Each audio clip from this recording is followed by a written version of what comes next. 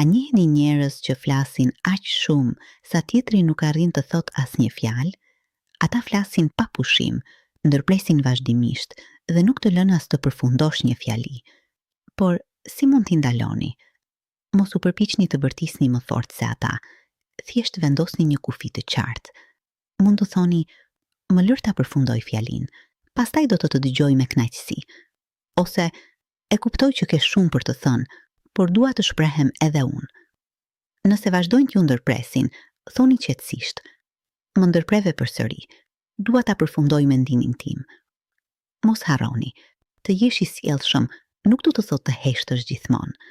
Në një bisedë, të dy njerëzit duhet të kenë hapësirë për të folur, sepse nëse dikush nuk të lë kurrë të flasësh, ndoshta ai nuk kërkon një bisedë, por vetëm një audiencë dhe vëmendje.